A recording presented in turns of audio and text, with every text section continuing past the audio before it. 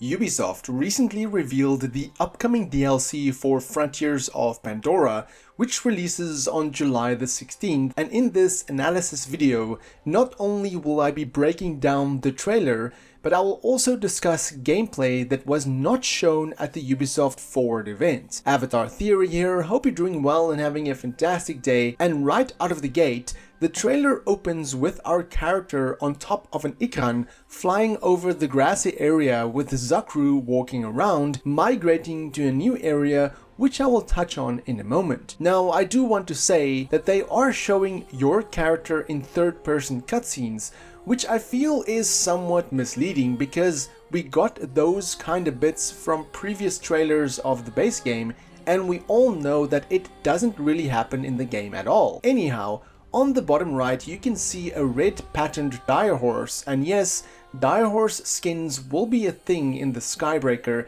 and you can summon a Direhorse instead of needing to find one all the time. Your character then lands in a brightly colored market, which I'm guessing would be the celebration of victory after the main campaign. You can see some playing music on the side, just being cheerful overall, because you have to remember that this DLC does take place after the main story, which I am very happy about. One annoying thing about some of the DLC in, say, Assassin's Creed Valhalla was that it took place during the story, so if you have completed the main chapter of the game, it kind of felt odd to go back to play them, so this being a continuation does make me happy. I do wonder though, if you will be able to jump right into the DLC if you have not completed the story, or if there will be some recap for those who wishes to go straight into the DLC. You then see your character being all happy and cheerful in the market, but again, it being a third-person cutscene, don't get your hopes up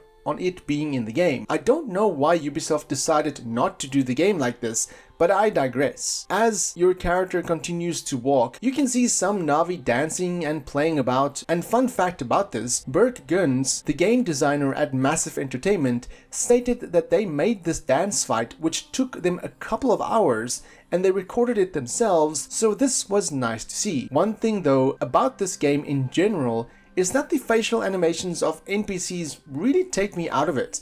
I mean, here, during a celebration, they all just have such a numb expression. This of course can change before the release of the game. The character animations overall is fantastic, but I just wished they focused more on facial animations for NPCs. You can see here a Na'vi playing drums, which reminded me a bit of the Avatar Park in Disneyland, as I know there are drums there that people can play on and performers use, but I have not been there personally, I've only seen it in videos. Your character then rides a Direhorse, again with the red pattern, and is wielding a bow, which will be used for the Great Games. This is a timed challenge for the Skybreaker, although we don't know yet if this will be replayable or what the rewards will be. Some of the challenges seems to include jumping with a Direhorse while shooting certain targets, and it kinda reminds me of the Yule Festival from Assassin's Creed Valhalla. I have no doubt that these challenges will be fun, but this is the kind of thing that should have been in a free update for the game. Time challenges with exclusive rewards. You can spot some Na'vi cheering you on as you continue the challenges,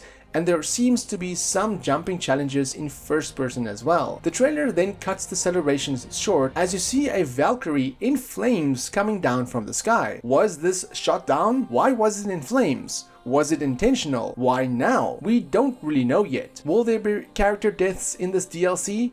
It certainly seems likely, but time will tell. Shortly thereafter, we see the death of a Zakru and the destruction of this area, with Nezim screaming, which honestly reminded me of that scene from the first Avatar where Home Tree fell. As your character looks on at the destruction, you can see two more Na'vi standing on the side. Some have commented stating that it could hint to multiplayer being 3 people instead of 2, but I doubt that honestly, because co-op is still in such of a mess, so why would they add another player if it struggles to work properly with 2 players? And as previous videos have often been misleading when it comes to cutscenes, this could just be another misleading cutscene. It then cuts to what I believe to be the feathered grasslands, one of the new areas to explore. It also shows a night shot, and honestly, I still cannot believe how beautiful this game looks. Then your character is riding through canyons before finding a rundown RDA base, and honestly, when I saw this for the first time,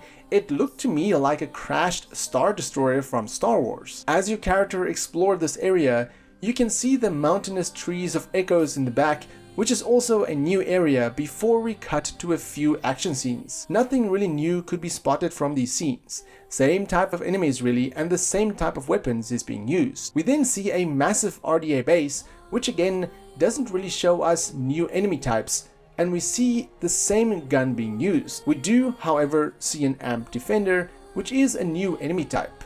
Essentially, they are amps with shields, which honestly will make the fight more frustrating. As you can see, shooting the shield does nothing. We then cut to an amp flamethrower with Harding written on the side, and I'm guessing that Harding will be the main threat in this DLC. The trailer ends with a pretty awesome shot, which again, I have my doubts if this will be in the final game, before it cuts to the title screen with the date being July the 16th. I honestly hoped that they would tease the second DLC after this, even if it was like 5 seconds, but I guess we will have to wait until later in the year. Now, as mentioned, and thanks to being a Ubisoft partner, I was provided with B-roll footage which shows gameplay not seen at the Ubisoft Forward event. There was multiple parts shown, which I have spoken about in another video, but there are some details I want to focus on. Firstly, the Direhorse skins. As you can see, you do have a red Direhorse with a new way to summon it and interactions not seen in the base game, but this does make me wonder what other skins there will be. Of course, you have to remember that there is a shop, so that will likely play into account, and I hope the skins won't be extremely expensive. I've also seen extensive gameplay of the great games,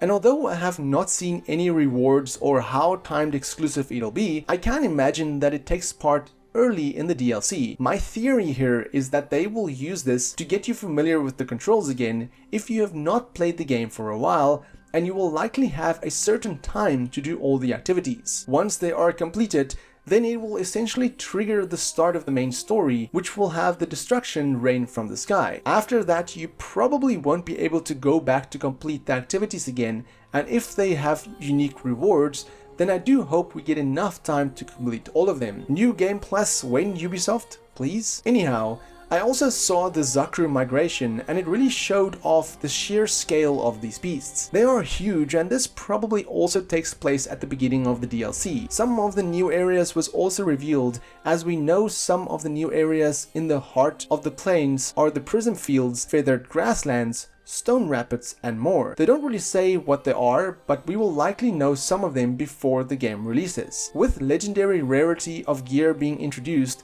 I did not see any new gear, nor did I see any new skills, if there are any, as you will be able to rank up to level 25, and there has only been mention of the Amp Defender and RDA Lieutenants, who will be more difficult to defeat.